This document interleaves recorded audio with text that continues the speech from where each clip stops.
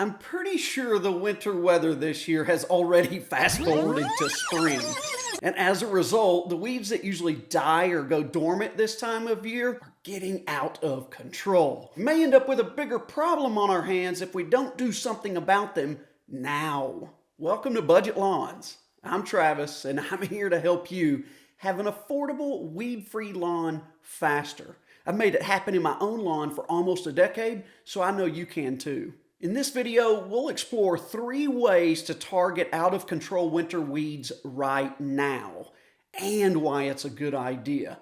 You already know that it's usually not my recommendation to even bother with this until spring, but this year is different. Of course, I'm going to start with the one that will cost you nothing. You already have all the tools you need, 10 of them in fact, your fingers.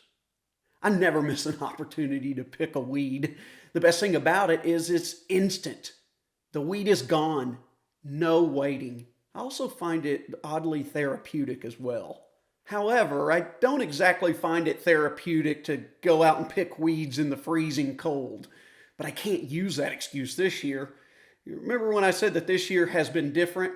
It has been abnormally warm so far this winter. We've had very few days at or below freezing. The weeds are actually actively growing. Some are even going to seed. And despite my pre-emergent back in the fall, new ones are popping up. So if you're going to go out and pull some weeds, there are a few things you need to know to make sure you see the most success. The most important thing is you have to get the whole root or it'll just grow right back. There are little tools that you can use to dig down and get all of it if you can't do it with just your fingers, or you can use some stand-up weed pulling tools.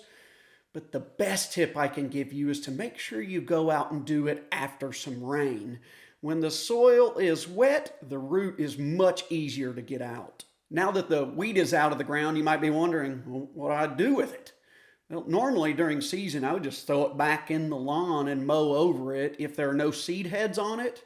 But since the lawn is brown and dormant, I don't want a bunch of green weeds lying all over the place. So just get you a small bucket, toss the weeds in the bucket, and then throw them in the trash. You could also toss them in some nearby woods or some brush if you've got that. The goal isn't to try to get rid of every single one of them. You're just trying to keep a small problem from becoming a big one. You hear me talk all the time about how most weed infestations are simply a result of inaction. Sometimes you just got to stay a step ahead.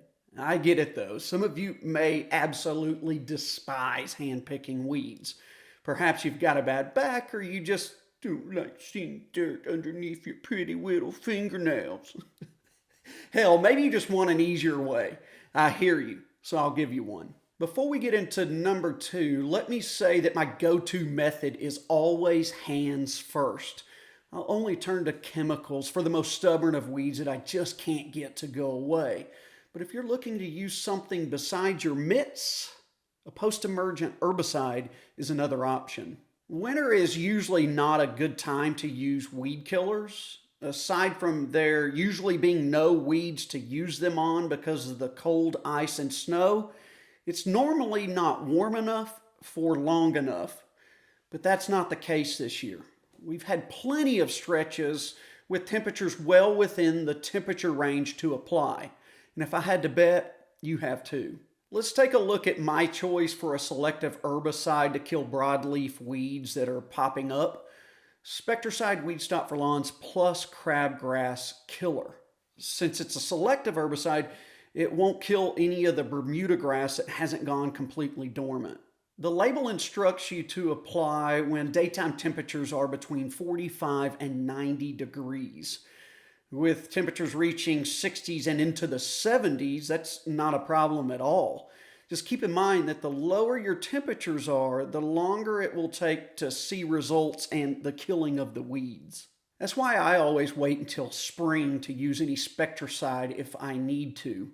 We usually wait until spring for this next winter weed control method, but sometimes you just gotta do what you gotta do, even if it makes you look a little silly to your neighbors. If you choose this one, I can almost guarantee that you'll be the only person on the block mowing in winter.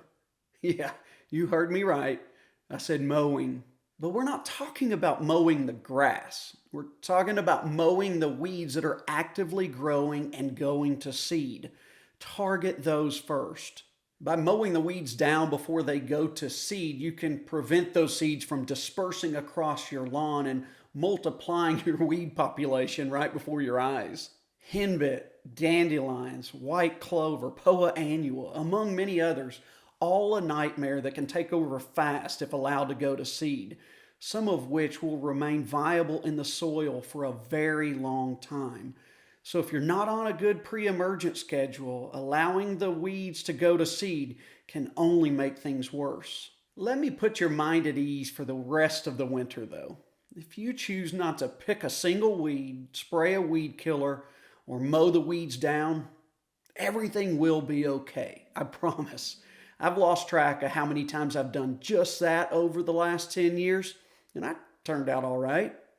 Sorta. It just means you'll have to put in the work at a different time, and you'll be well on your way to weed free. I hope this helps. Thanks so much for watching. I hope I'll see you in the next one.